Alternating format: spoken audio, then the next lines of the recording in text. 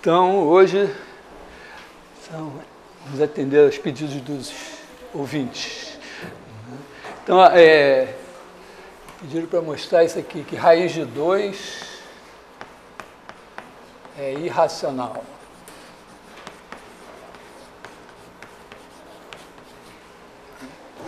Quer dizer, um número irracional é um número, quer dizer, que raiz de 2 é diferente de P sobre Q para todo par PQ de números inteiros. Tá, escrevi, falei difícil aqui, mas é para fazer um par ordenado de números inteiros, você pode pensar na fração, e é isso que a gente quer provar. Lembrando que isso é a constatação de que existem números irracionais é uma das descobertas de maior impacto na história do conhecimento, de certa forma, assim, abalou um pouco as estruturas da matemática grega. Hoje, para a gente, parece muito natural, porque os números para a gente, né, a gente bota números, já pensa... Inclusive, tem gente que já ensina os números, né, em vez de ensinar que 1 é um tracinho, 2 é 2 tracinhos, 3 é 3 tracinhos, e tal, ensina que 1 é isso, 2 é isso, 3 é isso. Eu não sei como alguém pode aprender números pensando assim, números são assim, né? Então, passagem para o sistema de numeração, colocar a vírgula, pensar um número como algo que você pode ir aproximando por uma sequência de expressões envolvendo algarismos, é uma evolução enorme. Então, em algum momento da história, tipicamente assim, foi em plena matemática grega, era boa, e em algum momento eles descobriram que existiam números irracionais. Diz a lenda que não foi o raiz de 2, foi o raiz cúbica de 2, mas o raiz de 2 é mais fácil de explicar, né? Em primeiro lugar, porque ele é simples de inventar, né? Você bota 1 aqui, quer dizer, você tem uma unidade de medida, você faz um triângulo retângulo, e aí você tem, pelo teorema de Pitágoras, 1 ao quadrado mais 1 ao quadrado é 2, e é o quadrado da hipotenusa. Então, isso aqui tem que medir raiz de 2. Então, não é uma abstração, né? Mas isso tem uma demonstração simples que está baseada na ideia de que dois números naturais sempre tem um maior divisor comum. Você pensar 8 e 34, 2 é o maior divisor comum. Então, quando você tem esse quociente de dois números, você pode pegar, vamos dizer assim que M é igual a MDC de P e Q, então P é igual a um certo alfa M, o Q é um beta M, deixa eu ver aqui, Q é igual a beta M, então P sobre Q é igual a alfa sobre beta. Com alfa e beta agora não tem fatores comuns. Não existe nenhum número que divide alfa e beta no seu número 1. Ok? Então esse daqui é irredutível.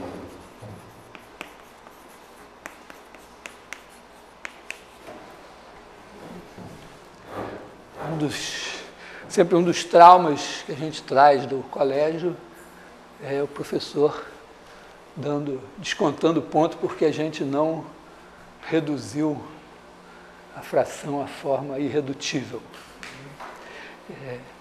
Bom, também sofri assim, agora de alguma maneira, bom, já que sofremos, sabemos esse negócio daqui. Então, você imagina isso, quer dizer, se o P sobre Q é raiz de 2, então você tem alfa sobre beta igual a raiz de 2, e isso aqui é irredutível.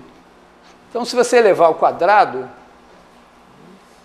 dizer, alfa sobre beta ao quadrado é igual a raiz de 2 ao quadrado, que por definição é 2. E fazendo de conta que todo mundo sabe multiplicar frações, hoje eu não acredito em mais nada. Então, mas fazendo de conta, isso daqui é alfa ao quadrado sobre beta ao quadrado, então isso é igual a 2. Bom, se esse cara daqui é igual a esse, então, daqui eu concluo que alfa 2 é igual a 2 beta 2. E aí eu digo, peraí, então, o alfa ao quadrado é um número par.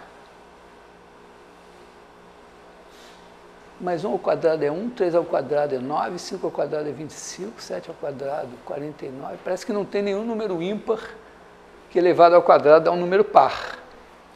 Na verdade, eu posso abrir uma janelinha de rascunho aqui, né? Se o número for ímpar, ele é da forma 2k mais 1. Quando eu levar isso ao quadrado, dá 2k ao quadrado mais 2 vezes 2k vezes 1 mais 1 ao quadrado. Isso daqui dá 4k2 mais 4k mais 1. E isso aqui é par. Então, isso aqui é ímpar. Quer dizer, o quadrado de qualquer número ímpar é ímpar. Então, se alfa ao quadrado é par, esse cara daqui é par. Então, isso implica que o alfa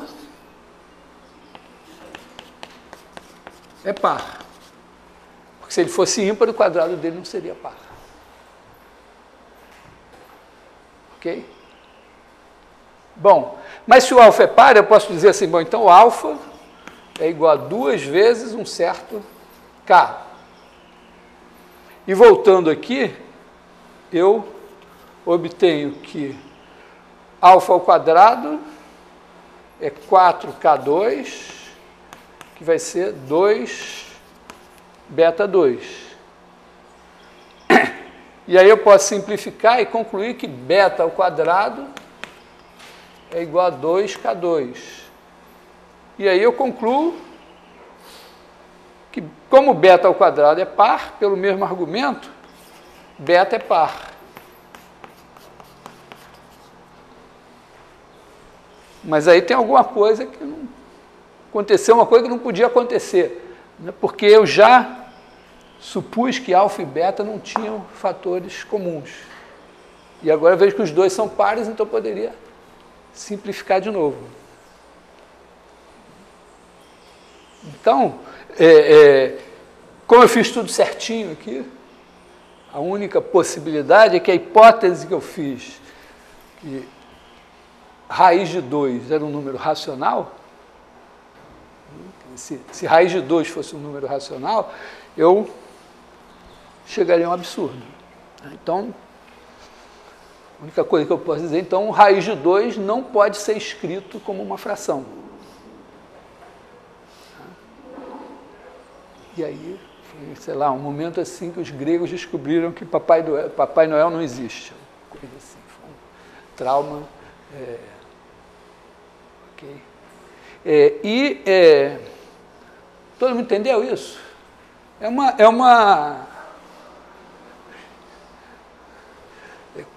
Culturalmente é importante você saber isso, até para você também saber que, de fato, se você for lá medir as coisas, assim, fazer... Não medir, né? Porque medir você nunca tem precisão, mas fazer uma teoria razoável, você vai ter que incluir números irracionais. Coisa que os gregos não fizeram, eles não inventaram os números irracionais. Quer dizer, eles ficaram com esse abacaxi. Como é que a gente lida com os irracionais? A gente lida representando um número, dizendo, um número pode fazer assim, 3,141591, sei lá o que e tal, etc, etc, etc. E isso não terminar nunca, e nem ser uma dízima periódica, E aí você diz, isso dá conta de números irracionais.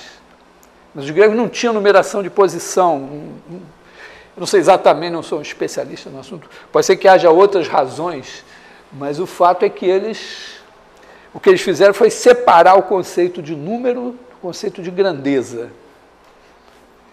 Então era uma coisa meio... e aí eles continuaram fazendo a geometria deles bonitinha, mas não tinha números irracionais. Bom, mas nós temos. E a segunda parte do exercício também é importante, porque é entender que um número irracional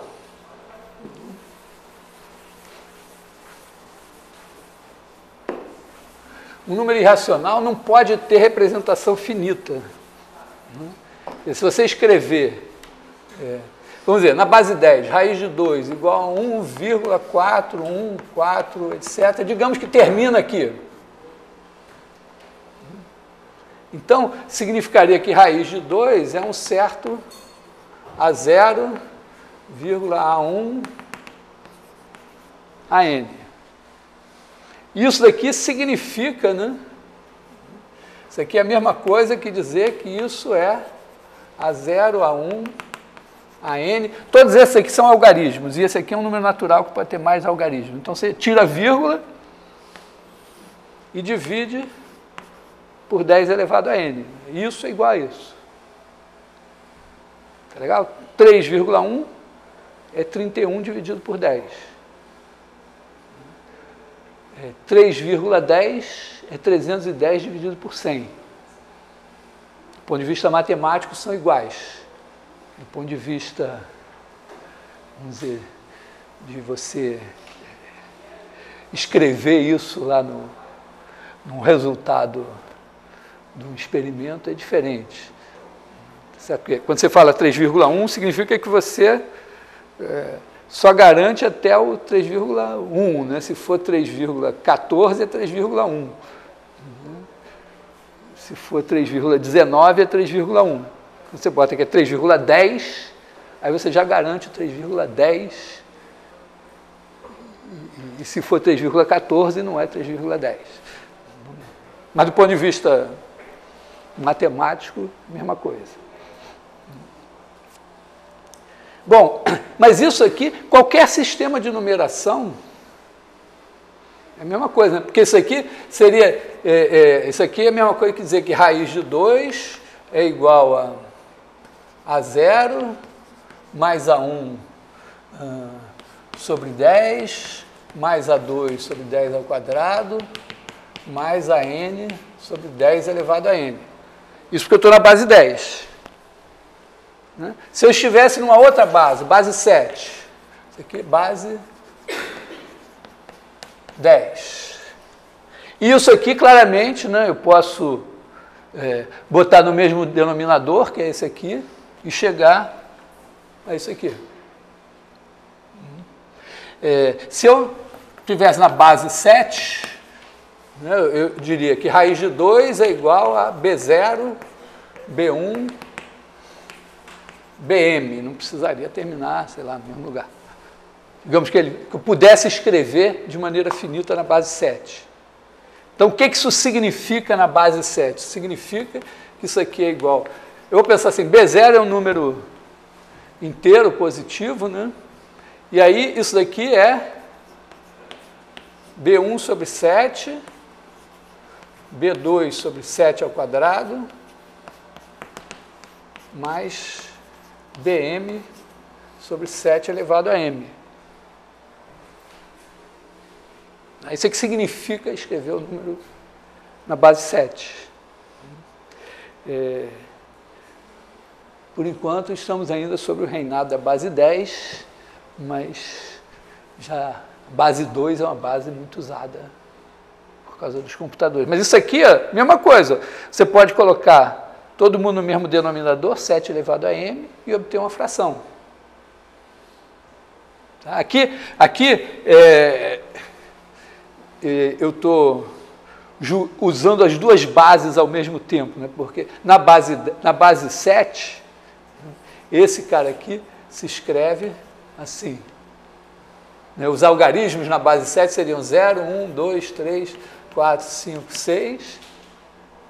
E aí os números até 6 se escreve assim. Quando chegar no 7, eu tenho que botar 1 vezes 7 mais 0 vezes 1. Que negócio. Estou falando... Comecei na Grécia, agora estou falando grego. Sabem isso? Estão entendendo isso? Não? É porque o sistema de numeração, você pode escolher uma base arbitrária. O que é, vamos dizer, digamos assim, o que é o sistema de numeração de base 7? Você só vai usar esses algarismos. Então você bota aqui seu 0, 1, 2, e digamos que você tem um cara aqui que está entre 1 e 2.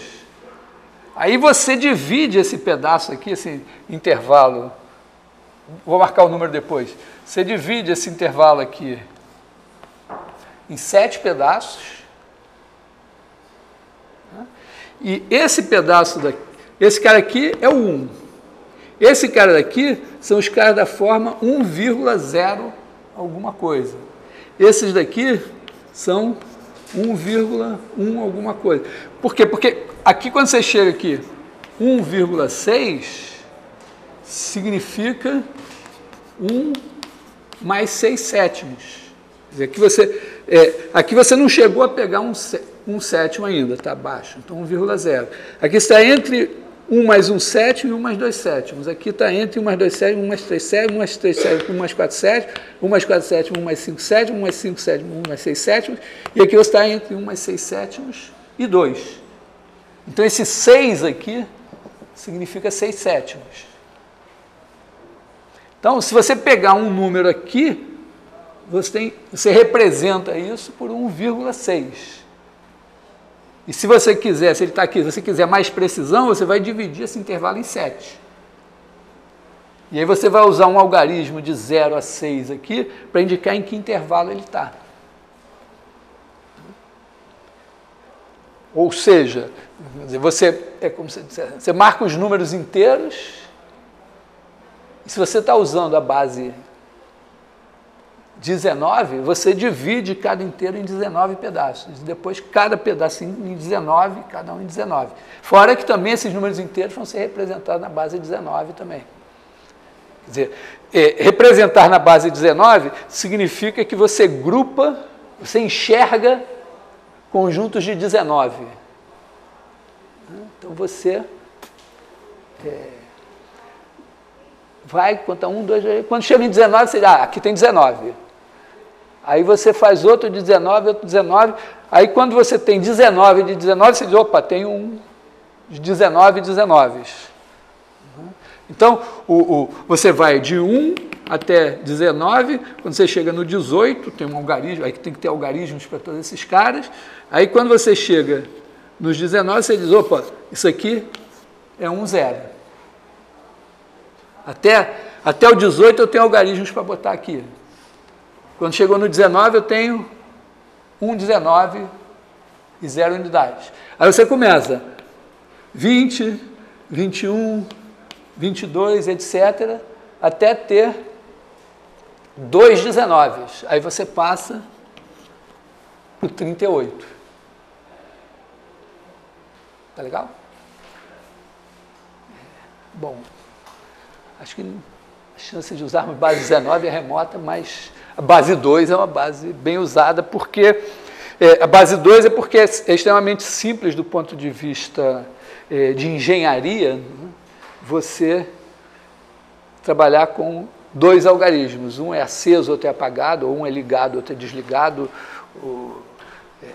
É mais simples do que produzir concretamente 10 algarismos. Bom, beleza?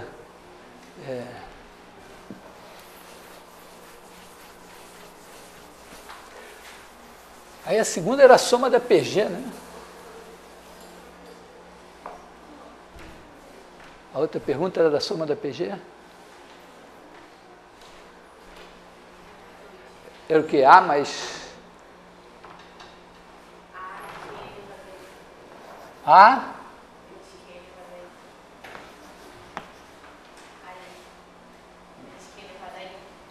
I.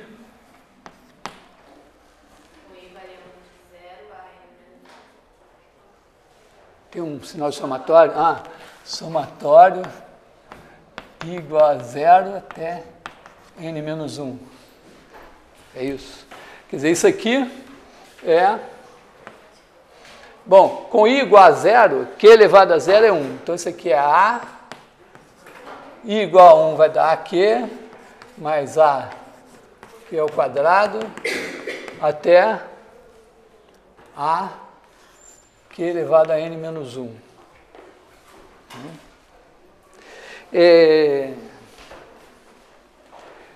Para simplificar a minha vida, eu acho que eu posso escrever isso assim, né? A vezes 1 mais q ao quadrado mais q elevado a n menos 1. E agora, olhar para essa soma aqui.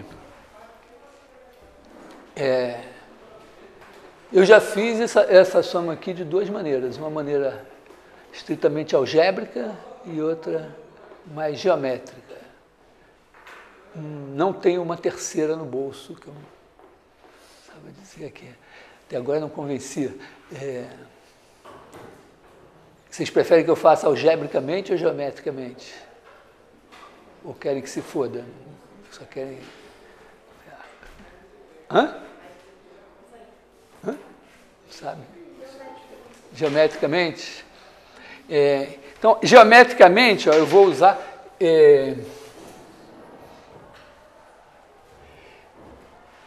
eu vou... não sei como é que vai funcionar geometricamente. Bom, vamos ver como vai funcionar geometricamente. Mas deve funcionar, não sei. A gente bota aqui uma reta e outra reta, de maneira que a inclinação... Quer dizer, aqui nessa reta, sempre se você pegar esse tamanho daqui, alfa, e esse tamanho beta, alfa sobre beta igual a Q. Aí você pode começar assim, marca aqui.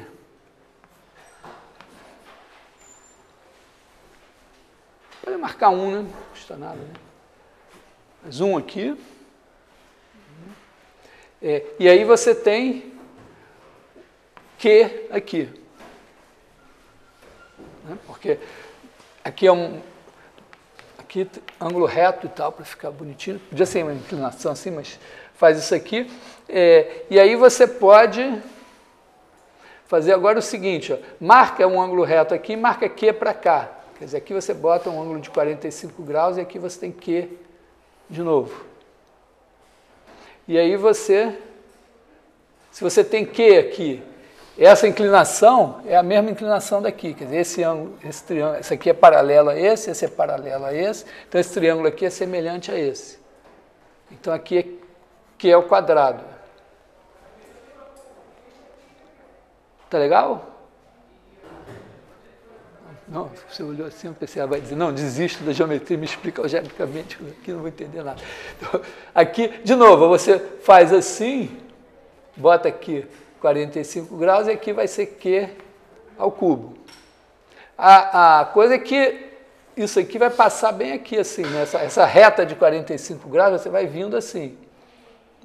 Aí, digamos que em algum lugar aqui você chegou em Q elevado a N. Então, você vai ter aqui, esse cara daqui, se você parar em Q elevado a N, você tem Q mais Q2 mais Q3 mais Qn. Então, aqui, esse cara é Q mais Q2 mais Q3 mais Qn. E como esse negócio daqui é 45 graus, ó, esse daqui, o Qn é o último aqui. Então, aqui não tem o Qn, mas tem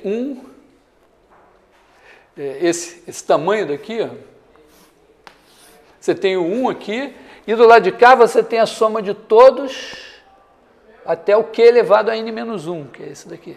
Tá? Esse aqui seria o Q elevado a n-1. Aí você parou aqui no Q elevado a n. Então aqui você tem 1 mais Q mais Q2 mais Q elevado a n-1.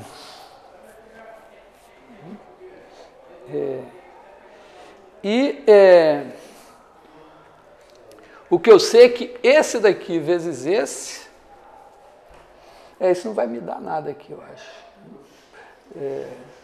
Porque isso aqui vai me dar uma igualdade. Isso eu consigo mostrar para mostrar no limite. Não sei se eu vier aqui assim eu ganho alguma coisa, acho que não. Tá? Esse aqui não me dá nada, por quê? Porque quando eu disser, bom, esse daqui é igual a Q vezes esse, mas claro que é Q vezes esse, é só multiplicar. Tá? Mas esse raciocínio me dá a coisa no limite, porque se eu vier toda a vida, somar toda a vida aqui, no limite eu vou chegar nesse ponto aqui, que é o ponto de interseção. E aí, esse cara daqui vai ser essa soma daqui. Quando eu chegar nesse ponto aqui. E aqui eu tenho 45 graus, então essa soma está aqui. Então vamos chamar isso aqui de S. Esse cara de cá, ele tem o mesmo S aqui, mais 1. O truque é que aqui no limite não existe a diferença entre esse e o próximo, né? Chegou nesse ponto limite aqui. Então aqui, esse daqui é igual a 1 mais S. E aí sim, eu tenho uma relação que me diz que se esse é S, esse é 1 mais S, então S é igual a Q vezes 1 mais S. Sendo que esse raciocínio aqui só funciona se Q for menor que 1, porque Q é a inclinação assim, e esse daqui tem inclinação 1. Eles só vão se encontrar se Q for menor que 1. Se Q for maior que 1, esse vai para cá, esse vai para cá, eles não se encontram nunca. Justamente vai para infinito. Nesse caso, você pode escrever isso assim, e aí você tem S menos QS é igual a Q, e aí S vezes 1 menos Q igual a Q, e S é igual a Q sobre 1 menos Q. Só que o S é a soma faltando 1. Então, essa soma aqui, se fosse até infinito, seria 1 mais S, que é igual a 1 mais Q sobre 1 menos Q, que dá 1 sobre 1 menos Q. Então, esse método geométrico, ele dá direto o limite quando Q é menor que 1, pensando que é positivo, né? E você está somando até infinito. Para a soma finita, eu acho que eu vou ter que me resignar a fazer algebricamente mesmo. Mas deu para entender essa ideia aqui? Hã? Não entendeu, não? Você entendeu que eu boto aqui, quando eu boto a inclinação Q, significa que qualquer triângulo retângulo que eu colocar aqui, e mesmo assim, né, se eu fizer aqui um ângulo reto, aqui outro ângulo reto, então esse dividido por esse é Q. Porque eu supus que essa reta é isso, tem a razão entre esse e esse é Q. Tá legal essa parte? Então eu comecei, botei 1 aqui, Q aqui. Aí, para fazer o Q2, eu tenho que multiplicar esse Q por Q. Então o que eu fiz? Eu peguei ele e botei aqui assim, e criei aqui um triângulo retângulo isósceles. E agora eu tenho Q aqui, e se eu olhar nessa reta daqui, esse cara é Q vezes esse, então é Q ao quadrado. Tá legal? Essa é a parte... Deu para entender, não? Mas isso aí só é válido se Q for menor que 1. Sim. Não, esse raciocínio aqui vale para Q maior que 1 também.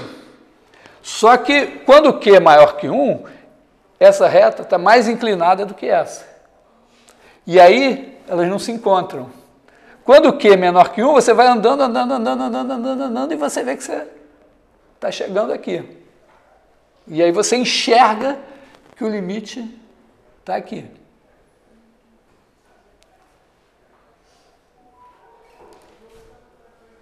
O cara que perguntou desistiu de... Você entendeu já?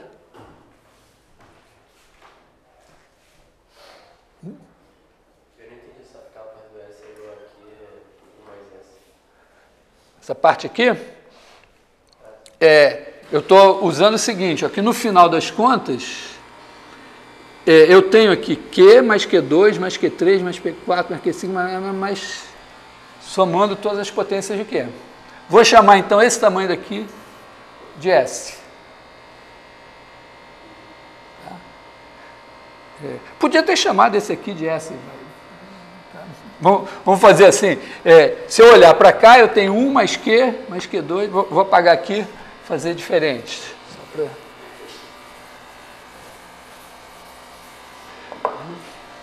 Se eu olhar para cá, eu tenho 1 mais Q2, mais Q3, então, esse cara daqui é 1 mais Q, mais Q2, mais QN, toda a vida. Então, essa é a soma que eu quero achar. Então, eu vou chamar ele de S. Mudei o nome agora. Esse é S. E esse daqui tem todos os termos dessa soma menos o 1. Porque o 1 está aqui, esse cara daqui, então é o S menos 1. E como tem 45 graus aqui, tem S menos 1. Então, esse cara daqui é S menos 1. E aí eu posso escrever S menos 1 sobre S é igual a Q. E aí eu já tiro direto o meu S, né? S menos 1 igual a QS. Então, S menos QS é igual a 1. E aí eu tenho 1 menos Q vezes S é igual a 1. E S é igual a 1 sobre 1 menos Q. Tá? Então, aqui é a soma infinita. Tá? Sua versão geométrica. Isso aí foi um compadre meu, professor da UERJ, que me ensinou há muitos anos, quando ele foi meu aluno de cálculo 4.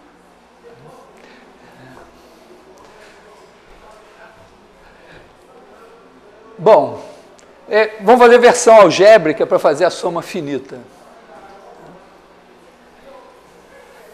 Deve ter uma maneira geométrica também, mas...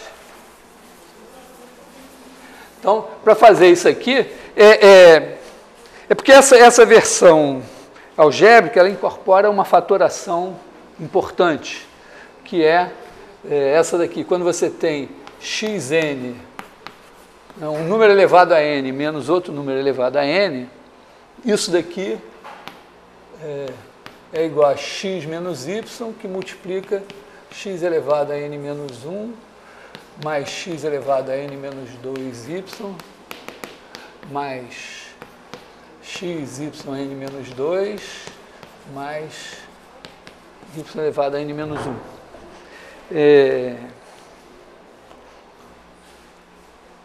É meio que vamos dizer, é uma descoberta.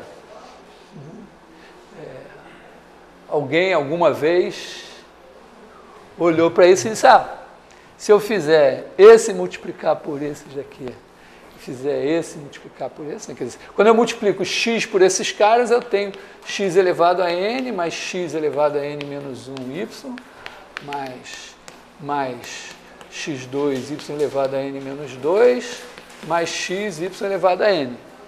E multiplicando o y por esses caras daqui, eu tenho yx elevado a n menos 1, mais passar y2 x elevado a n menos 2, mais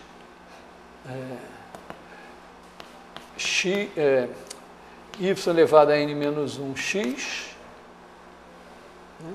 E mais o y elevado a n. Ali não é x vezes y elevado a n menos 1? Mas é comutativo. É porque eu comecei escrevendo o y primeiro, depois o x, aí eu mantive o padrão. Só para dizer que você, a rigor, né, o que você vai achar é uma coisa que a gente faz trivialmente, mas, por exemplo, quando a gente multiplica aqui, na verdade a gente acha y vezes x elevado a n menos 2y.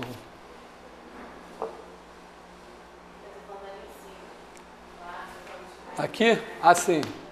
Desculpa. Mas tem isso aqui. Aliás, o professor de matemática adora fazer tudo com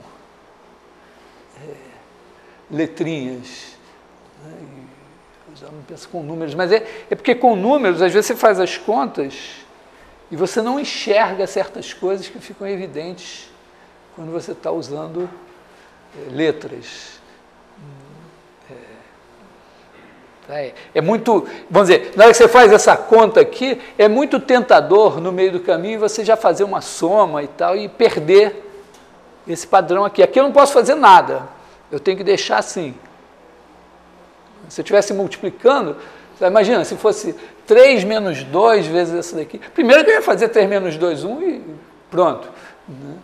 Mas ainda que eu fizesse, sei lá, eu ia fazer, digamos que esse é 10, esse é 4, aí 3 vezes 10, 30, 3 vezes 4, 12, já boto 42 e já perdi a possibilidade de enxergar qualquer coisa nessa fatoração. Bom, mas aí é isso. Então, você vê que tem esse xn aqui, esse daqui, como isso tudo aqui é menos, né, você vai subtrair, corta, corta, corta, corta, corta, e sobra esse. Então, sobra o x elevado a n menos o y elevado a n.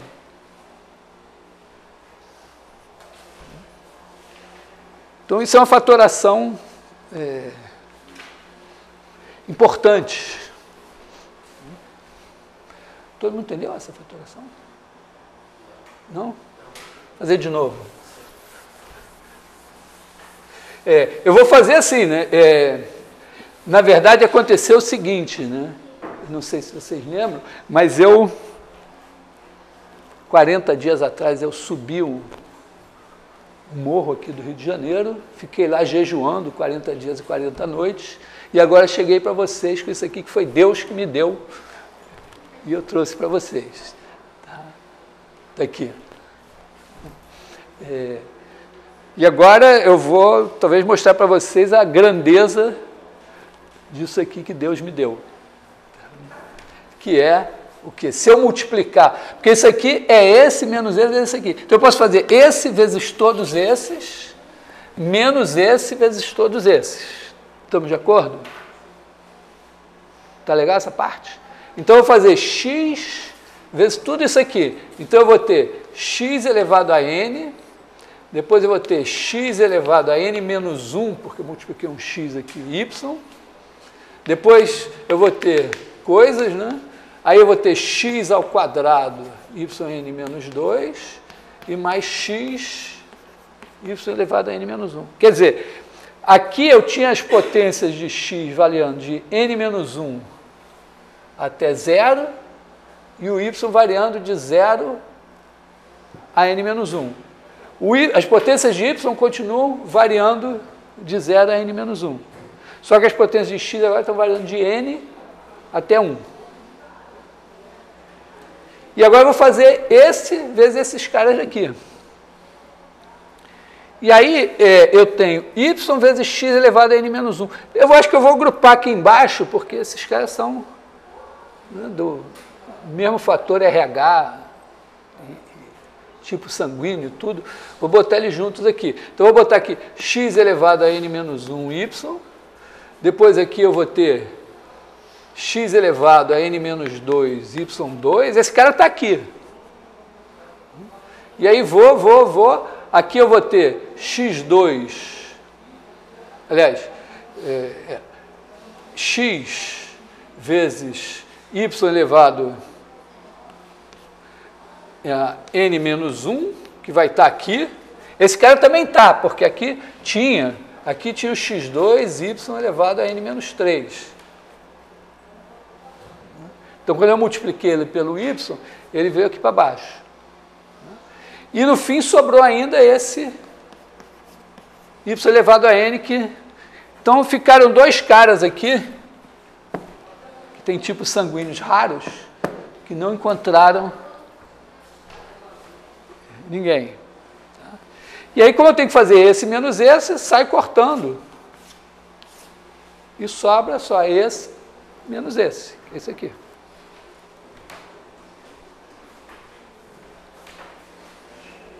Tá? Então eu tenho... todo mundo entendeu? Diz. Quê?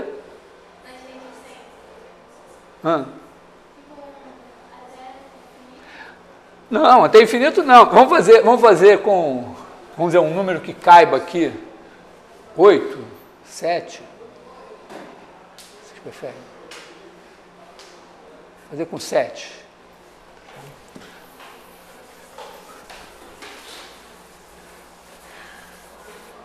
Cara, eu acho que devia ter prova, né, devia ter uma aula, uma prova, uma aula, uma prova, uma aula, uma prova. Porque na aula antes da prova, aí vocês vêm perguntar as coisas que eu fiz na primeira aula. Não estou reclamando, não, estou feliz. Mas devia dar mais provas. Né? Olha só, vamos fazer assim, ó. X elevado à sétima menos y elevado à sétima. Já que a grandeza do Senhor não está tão evidente, vamos fazer, em vez de fazer n, ele me deu aquela fórmula com n, mas vou fazer n igual a 7. Então, com n igual a 7, ela diz isso, ó, x menos y, aí fica aqui x à sexta, mais x à quinta y, mais x à quarta y ao quadrado, mais x ao cubo y ao cubo, mais x2, y4, mais x, y5, mais y6. Tá legal? Agora não tem pontinhos, hein? Tá tudo aqui. Então, isso aqui vai me dar, se eu fizer esse por x, vai dar x à sétima, mais x à sexta y, mais x à quinta y ao quadrado, mais x à quarta y ao cubo, mais x ao cubo y à quarta, mais x ao quadrado y à quinta, mais x y à sexta. Multipliquei tudo isso aqui por x. Deu isso. 7, 6, 5, 4, 3, 2, 1. E agora eu vou pegar e multiplicar tudo isso por y. Então aqui, vou escrever de novo, hein? Para caber, que eu não posso extrapolar o... Então deu x à sétima, mais x à sexta, y, mais x à quinta, y2, mais x à quarta, y3, mais x3, y4, mais x2, y5, mais x, y6. E agora, y vezes esse negócio aqui vai me dar y vezes x à sexta, que vou escrever x à sexta, y, mais aqui y ao quadrado vezes x à quinta, então x à quinta, y ao quadrado, mais x à quarta vezes y ao cubo, mais x ao cubo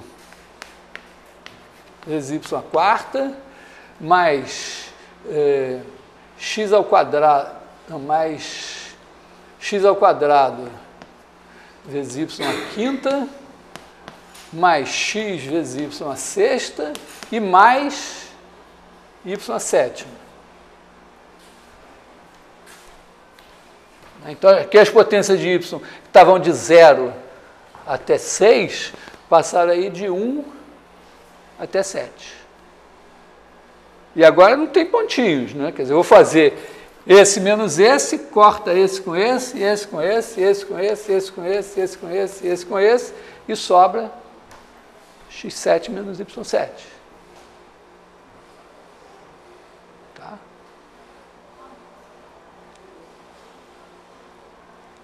Ok?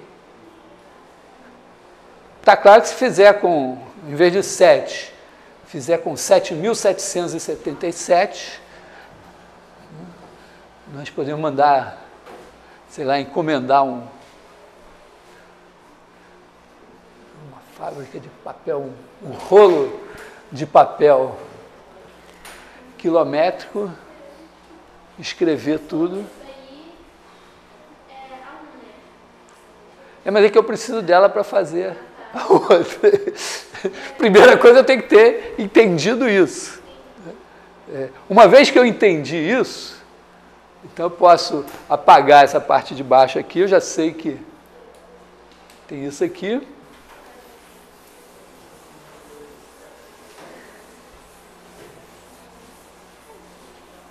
E eu penso assim, ó, eu posso fazer, como eu tenho aqui, ó, 1Q, que é 2, até Q elevado a N menos 1, né, quer que some até Q a sétima, posso somar até Q elevado a N menos 1? Hã? Posso fazer isso direto ou quero que faça aqui com a sétima?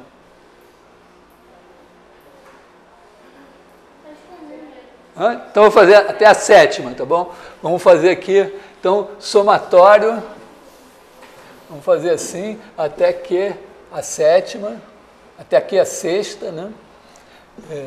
E aqui vai até aqui a sexta. Tá? Então, eu tenho aqui 1 mais Q 2, até que a sexta. Se eu fizer x igual a 1, atenção, truque, tirando o coelho da cartola, faz x igual a 1, y igual a Q, eu vou ter aqui 1 mais 1 vezes Q, mais Q2, mais Q3, mais Q4, mais Q5, mais Q6. Vou ter exatamente isso. Então, x igual a 1, y igual a Q. Então, a minha divina fórmula vai me dizer que 1 à sétima, que é 1, menos Q à sétima, né? Isso é 1 menos Q à sétima, vai ser igual a 1 menos Q, que multiplica. Então, aqui vai ser 1 de novo, Q, 1 de novo, Q ao quadrado. Acho que eu vou tirar esses 1. Bom, não, deixa eles aqui. 1 Q ao cubo, mais 1 Q à quarta, mais 1 Q a 5, mais 1 Q a sexta.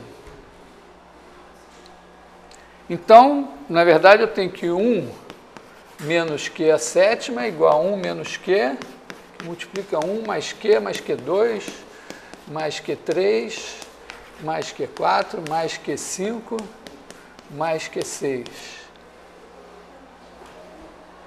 E aí, como eu quero essa soma daqui, eu posso dividir por esse e dizer que 1 mais Q, mais Q2, mais Q3, mais Q4, mais Q5, mais Q6 é igual a 1 menos Q a sétima sobre 1 menos Q. Isso vale aí o Q, pode ser... aqui não tem nenhuma coisa que não seja estritamente algébrica. Então, nessa história aqui, o Q pode ser maior que 1, menor que 1, menor que 0, pode ser 0, pode ser número complexo, qualquer coisa aqui está valendo. Essa fórmula vale assim. Pelo andar da carruagem, pelo que eu entendi, se eu botasse N aqui, ia dar a mesma coisa, né? Quer dizer, se eu somasse até N, se eu fizesse assim, mais Q elevado a N, viria aqui assim, mais 1 Q elevado a N. Desde que eu tivesse essa fórmula assim, né?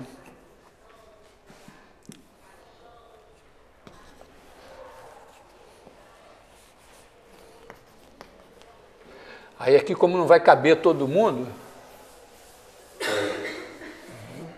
eu vou botar 3 pontinhos, mais x, y elevado a Qn menos 1, a Qn menos 2,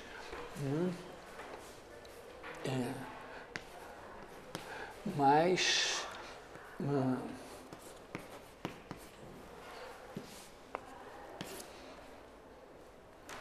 E aí eu teria aqui 1 menos Q elevado a N igual a 1 elevado a N menos Q elevado a N, que seria igual a isso tudo aqui. E aí daria isso aqui. E aqui eu poria uns pontinhos aqui no meio.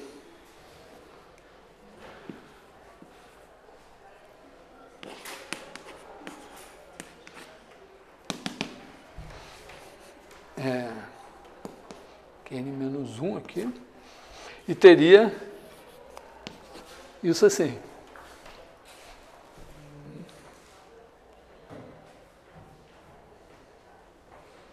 Extrapolei demais? Não. O fato é que essa fórmula aqui, ó, Q elevado a N, então, ela vai me dar isso aqui. Como eu tenho A, eu boto A vezes 1, aqui é N menos 1. Né? Ou posso somar até N também e botar N mais 1 aqui, não tem problema. Né? Isso daqui, na verdade, eu posso pensar assim, ó, é A, quer dizer, A dividido por 1 menos Q, menos A que multiplica Q elevado a N mais 1 sobre 1 menos Q. E aqui tem uma diferença entre o Q ser maior que 1 e ser maior ou igual a 1 ou menor que 1. Por quê? Porque se o Q, na verdade o módulo de Q for menor que 1, quando N vai para infinito, né, eu pego, né, já brincaram disso, pega a máquina de calcular, e pega um número e vai multiplicando por ele. Né? Se ele for menor que 1, aquele negócio vai tendendo a 0. Então, se eu pegar um número de módulo menor que 1 e elevar a N mais 1 e fizer N ficar grande, isso aqui tende a 0, quando N tende para infinito. Então, isso nos dá a mesma fórmula que a gente tinha feito geometricamente.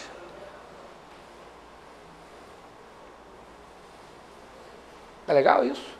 Você tem essa noção? Quer dizer, se você pegar 0,1 ao quadrado é 0,01, ao cubo é 0,01, a quarta potência é 0,001 e vai tendendo a 0. Né?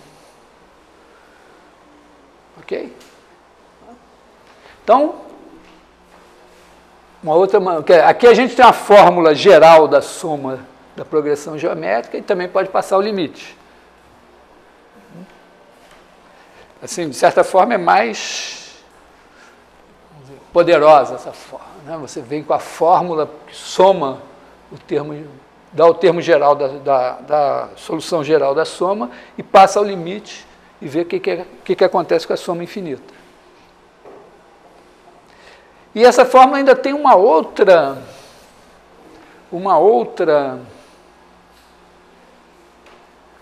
consequência interessante.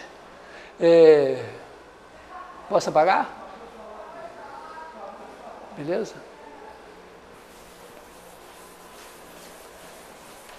Outra consequência interessante é o seguinte, é que a gente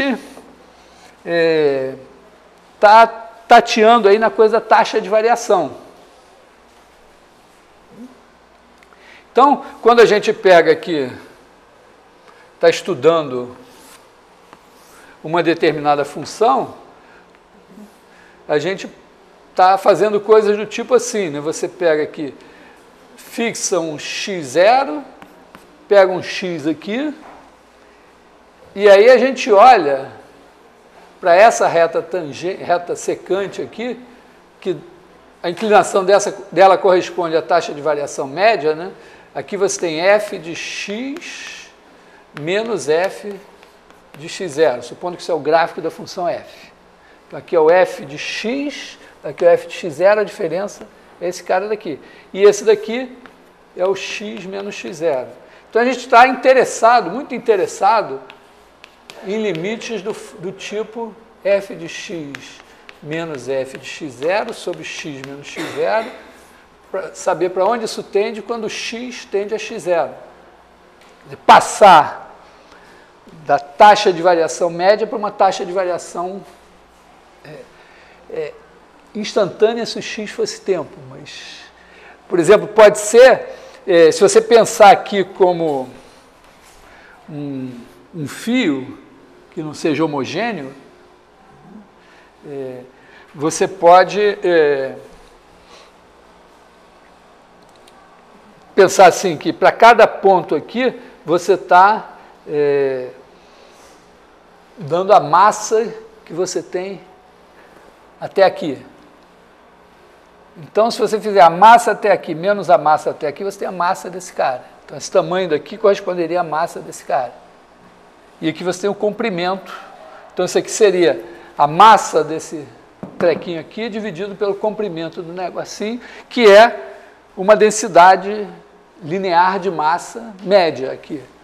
Se você quiser definir a densidade de massa no ponto, você tem que passar o limite.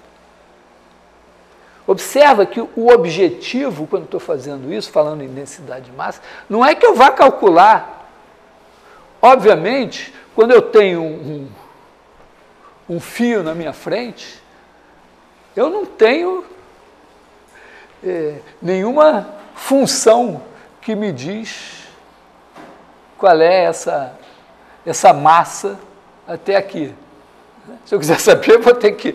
eu vou saber alguns pontos, né? Eu pego o alicate, corto o fio aqui, aí peso, depois corto, peso de novo, corto, peso de novo e tal. Vou ter uma coisa tosca, alguns pontos aqui, nunca vou ter a função toda. Então, na verdade, o que eu posso fazer é justamente cortar esse pedaço daqui, pesar, tenho lá a massa, tenho meço, tenho comprimento, isso aqui eu tenho. Mas quando eu quero fazer teoria, em algum momento, sem entrar em considerações sobre a estrutura da matéria e tal, mas eu faço uma abstração que eu penso que essa matéria é um contínuo que poderia, então, corresponder aos pontos da reta, e eu passo a querer definir uma densidade pontual de massa. É uma abstração, mas ela vai ter que ser definida como sendo esse limite.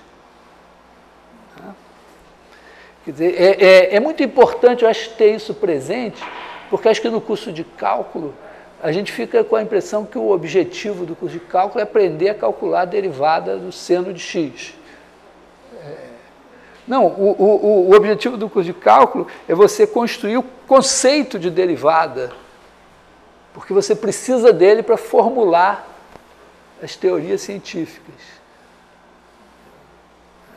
Então, isso aqui é isso. Agora, a gente, eventualmente, para poder, às vezes, tirar alguma conclusão, a gente aproxima, diz, não, olha aqui, pela cara aqui que eu estou fazendo, os experimentos que eu fiz e tal, parece que essa massa aqui cresce, na medida que eu aumento o cara aqui, segundo uma certa função que tem uma certa fórmula. Eu acho lá uma fórmula, ou eu acho que está parecido e digo, vou usar essa fórmula, é o meu modelo. Então, aí eu quero saber, quando eu tenho um modelo, eu digo, não, essa f de x é, por exemplo, x elevado a n. Difícil imaginar que seja assim, mas uma outra situação poderia ser. Você tem alguma coisa que cresce como x elevado a n. Então você diz, a minha função é x elevado a n. Então tá bom, com x elevado a n, como é que eu calculo isso? Então você olha para cá e diz, ó, se eu botar x aqui, x igual a x e y igual a x0, eu tenho aqui ó, o x menos x0 e eu tenho isso daqui.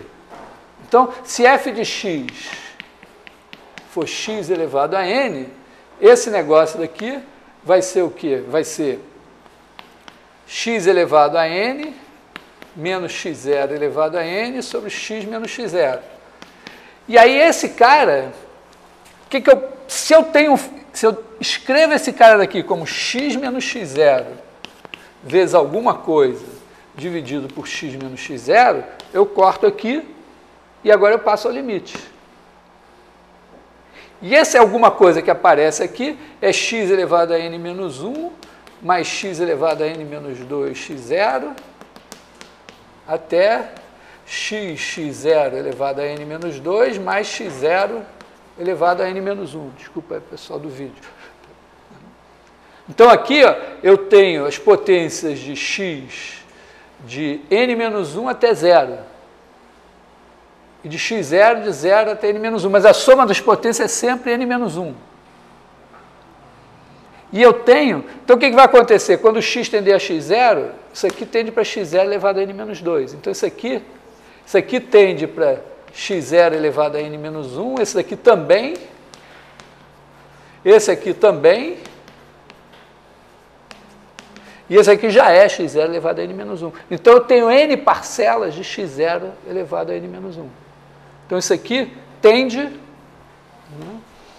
o f de x menos f de x0 sobre x menos x0 tende para n x0 elevado a n menos 1, quando x tende a x0.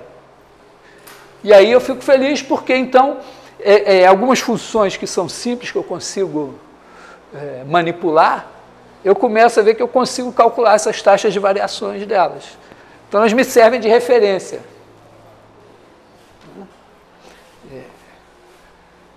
Com raríssimas exceções, assim, né? Por exemplo, a lei da gravitação, né, vê lá o inverso do quadrado da distância. E não é, ali não é uma coisa que parece assim, funciona bastante bem. Então ali você faz as contas com aquele inverso do quadrado da distância mesmo. Mas em geral, você pode usar essas funções para aproximar coisas, para fazer modelos, para poder chegar a alguma ideia, sei lá, teórica. Tá legal? Então aqui, vamos dizer, isso aqui, Deus não me deu isso por acaso. Foi para eu saber somar PG e saber derivar f de x igual a x elevado a n. Quer dizer, isso pelo menos o que eu consigo enxergar. Talvez, como pastor, talvez ele tivesse outras intenções que eu ainda não enxergo. Bom, beleza? Tinha outra pergunta disso? Rendeu essa pergunta, hein, pô? Diz aí.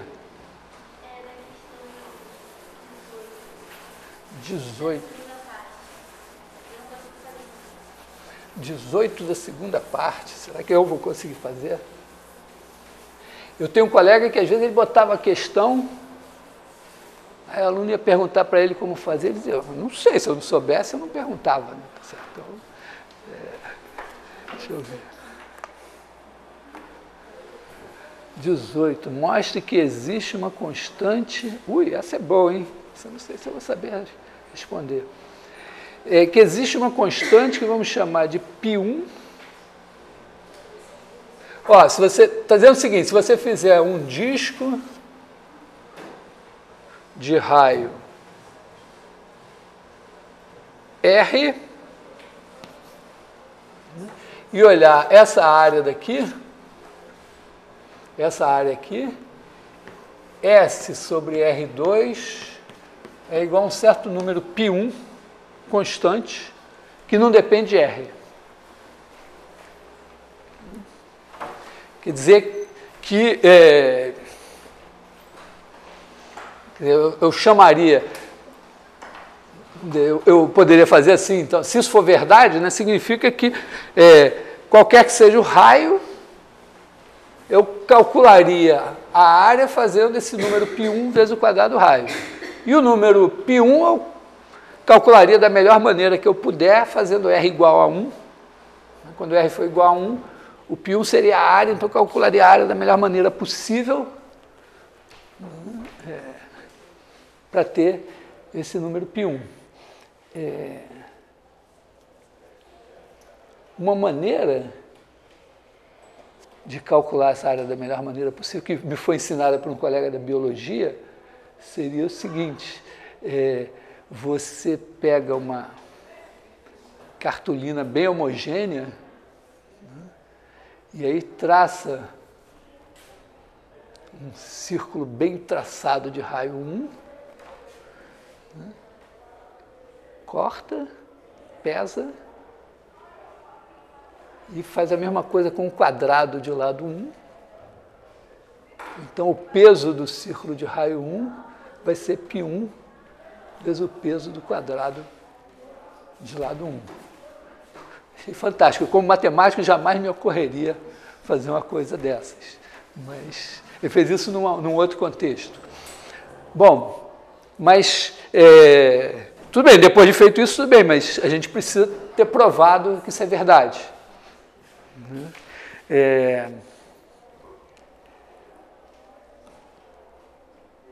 Bom, como é que a gente calcula essa área?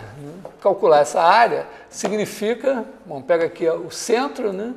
Aí divide esse negócio aqui, faz polígonos, né? Não precisa ser polígonos regulares, mas digamos assim, você faz esse polígono aqui,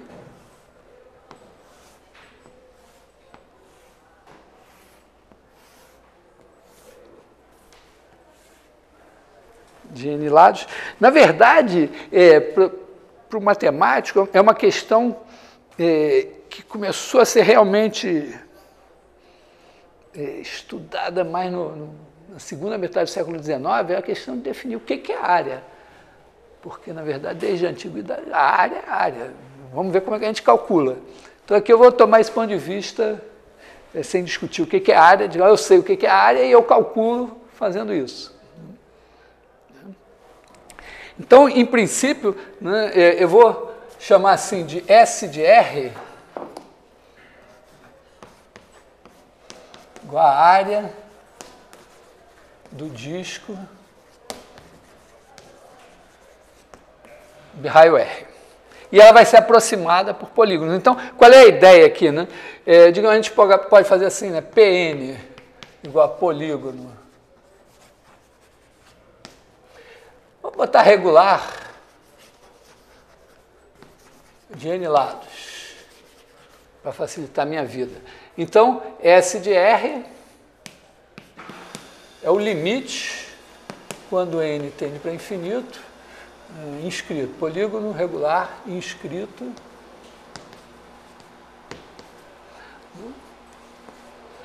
de área de PN. Chama PN de R. Tá? Parece razoável, né? Eu vou aproximando esse disco por polígonos de N lados e quando o N tender a infinito, né, esse negócio vai melhorando cada vez mais a aproximação, vai tendendo para a área. Então, o meu argumento é simples. Imagina que eu só quero mostrar, vou mostrar o seguinte, que imagina que eu pego aqui um outro de raio R1.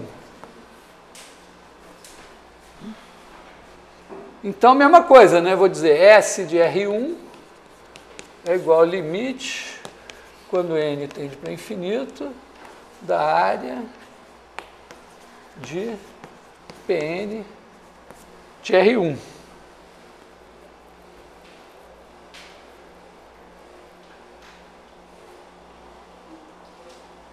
E aí eu vou argumentar da seguinte maneira, olha, se eu fizer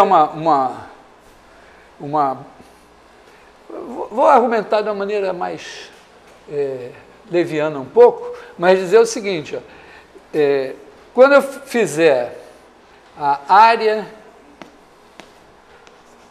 de Pn de R, ela tende para S de R. E a área de Pn de R1 tende para S de R1. Portanto, se eu fizer o quociente, vai tender para o quociente. Razoável. Matemáticos são seres que se dedicam horas da vida a provar que isso realmente é verdade. Quer dizer, que quando o número, uma sequência tende para o valor A, a outra sequência tende para o valor B, então o quociente tende para A sobre B. Tem umas sutilezas assim, tem umas coisas relevantes nessa fala, mas vamos admitir que é razoável. Posso admitir isso? Aviso que se vocês disserem que não, eu vou ter que provar.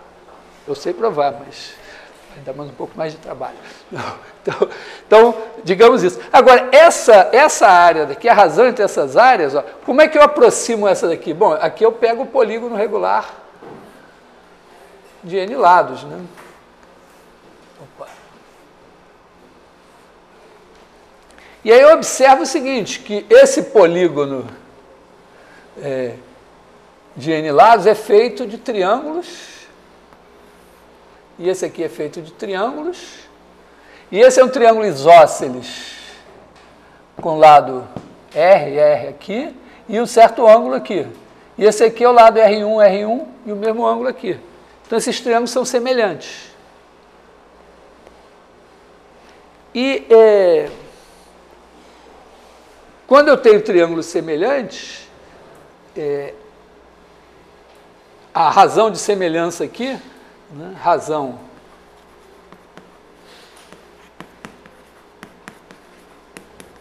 de semelhança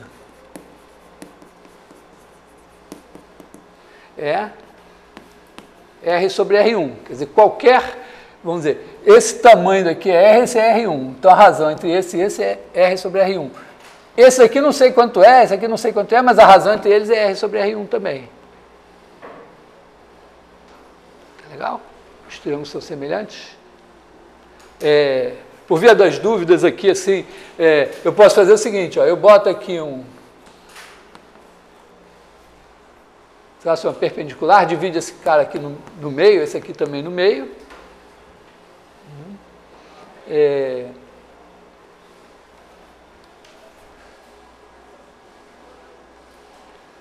Mas eu preciso minimamente de um teorema de Tales, que diz que quando eu traço paralelas, então a razão entre esse e esse e a razão entre esse e esse são a mesma. Quando eu tenho duas paralelas aqui, então a razão entre esse e esse, se essas duas já são paralelas, e a razão entre esse e esse são iguais. Então, a razão entre esse e a razão entre esse e esse são iguais. Só que aqui, com essa razão, com esse cara e esse daqui, eu tiro esse, pelo teorema de Pitágoras. Com esse e esse, eu tiro esse pelo teorema de Pitágoras. E aí eu concluo que a razão entre esse e esse também é igual à razão entre esse e esse. E aí eu vou ter que a razão entre esse cara e esse daqui é a mesma. E a razão entre esse e esse é a mesma. Então, se eu for calcular a área do triângulo, eu vou multiplicar, digamos aqui, essa base vezes essa altura, sobre 2. E esse eu vou multiplicar essa base vezes essa altura sobre 2. Só que cada uma das dimensões que eu estou multiplicando, a razão entre elas é essa. Quando eu estou multiplicando duas dimensões, a razão vai ser o quadrado. Aliás, isso é uma coisa importante. Quando a gente fazia a prova de vestibular do FRJ, quase sempre caía isso. Quer dizer, se você tem, né, básico, né? Quer dizer, se você tem um cubinho de lado de aresta 1 e um cubinho de aresta 3, então o volume do cubinho de aresta 3 é 27 vezes o volume do cubinho de aresta 1. E isso é fundamental ter essa noção, né, que quando você... quer dizer, o seu copinho um pouquinho maior pode ter um volume muito maior que o copinho um pouquinho menor. Tá? Então, por conta dessa razão de semelhança, ser R sobre R1, a razão entre essa área e essa daqui,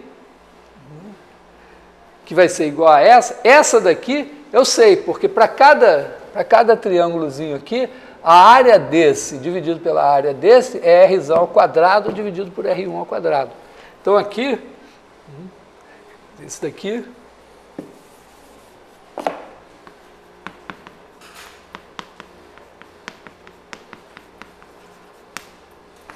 olha, um giz rosa disfarçado de branco. Então isso aqui é R2 sobre R1 ao quadrado.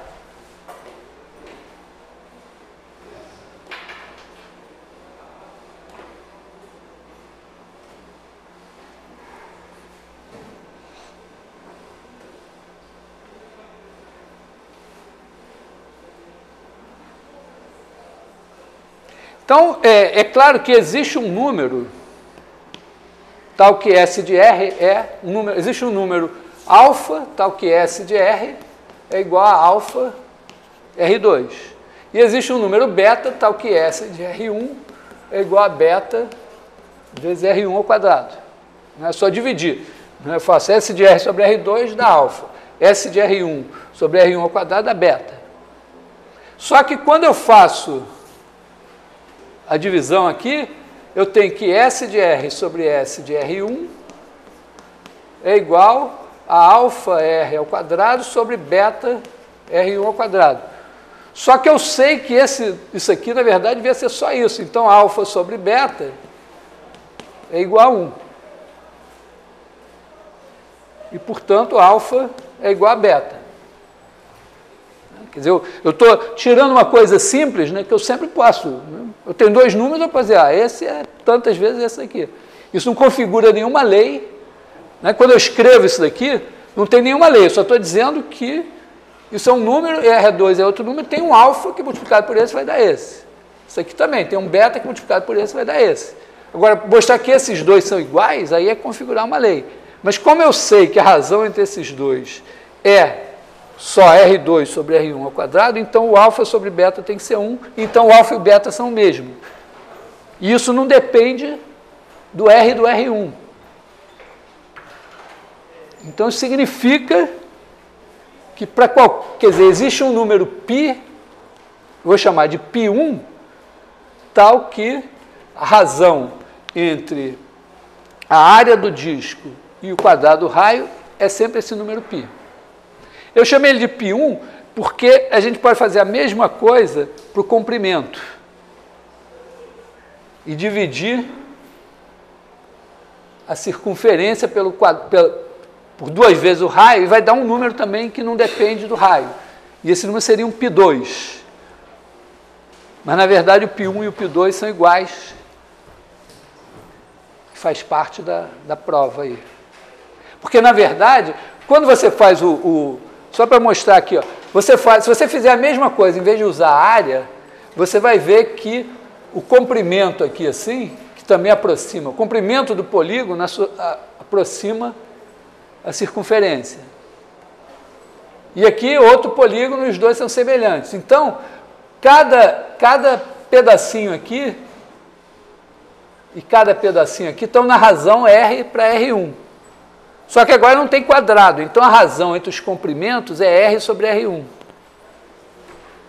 Tá? Quer dizer, a mesma coisa que eu fiz para a área, eu posso fazer para comprimentos.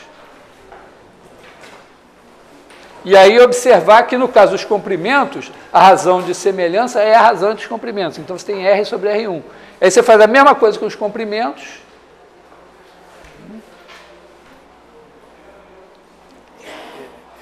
E tem um número π2, que em princípio eu não provei que é o π1. Mas aí você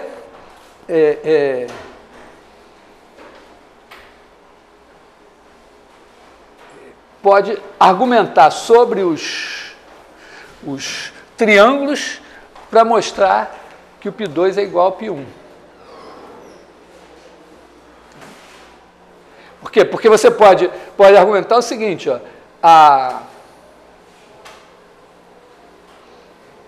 área desse bicho daqui é esse comprimento vezes essa altura. E aí passar para esse argumento. Mas eu queria primeiro ver se... Deu para entender o negócio da área? Oi? Quer dizer, eu podia ter feito no começo e ter dito, ó, essa área daqui é alguma coisa vezes o quadrado do raio. Essa outra é alguma coisa vezes o quadrado do raio. Mas essas duas coisas não tem por que garantir que elas são iguais. Mas por esse argumento, eu cheguei à conclusão que essa razão é sempre a mesma. Hã? Ó, eu sempre posso dizer assim, estou estudando um fenômeno qualquer. Né? Tenho um disco de raio R e eu meço alguma coisa do disco. Sei lá, cada um de vocês trouxe um disco de raio R, né? E aí eu relaciono o disco de raio R, a área do disco de raio R, à altura de quem fez o disco de raio R, dá uma função. Provavelmente não tem nenhuma lei que esclareça esse negócio. Mas aqui eu estou pegando o disco de raio R, estou pegando a área dele e relacionando com o quadrado do raio. Então, para cada disco de raio R, tem uma razão entre a área do disco e o quadrado do raio. Por exemplo, para o disco de raio R tem alfa, para o disco de raio R1 tem beta. O que eu estou provando é que esse alfa e esse beta são sempre o mesmo. Como é que eu fiz? Eu aproximei a área de um por um polígono, a área do outro por outro polígono, e cheguei à conclusão que a razão entre as áreas é o quadrado do raio dividido pelo quadrado do raio. E aí eu joguei aqui e concluí que alfa é igual a beta.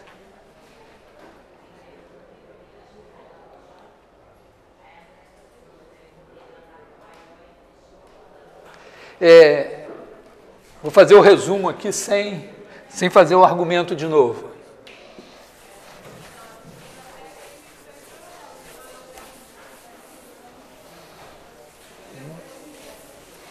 Eu fiz o seguinte, né? Eu disse, ó, eu tenho o disco de raio R e o disco de raio R1. Aí esse aqui tem área S de R, esse tem área de SR1. Aí eu digo, bom, então tem um número alfa, tal que isso aqui é alfa R2. Aqui tem um número beta, tal que isso é beta R2. Mas alfa e beta pode não ter nada a ver um com o outro, exatamente como se fosse, em vez de ser a área, fosse a altura de quem fez o disco. Né? Só que, argumentando aqui, eu concluí que a área do disco de raio R dividido pela área do disco de raio R1 é igual a R ao quadrado sobre R1 ao quadrado. Então, se eu jogar isso aqui, ó, isso vai me dar alfa R2 sobre beta R2.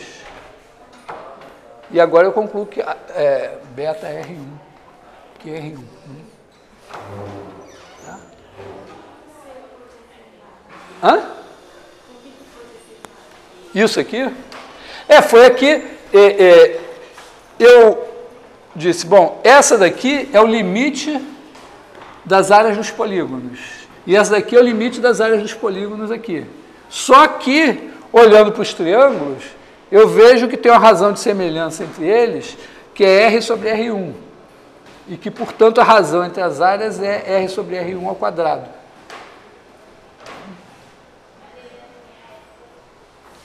Então, eu usei isso e aí passei ao limite. Disse, bom, se para cada polígono a razão é essa daqui, passando ao limite a razão vai se manter.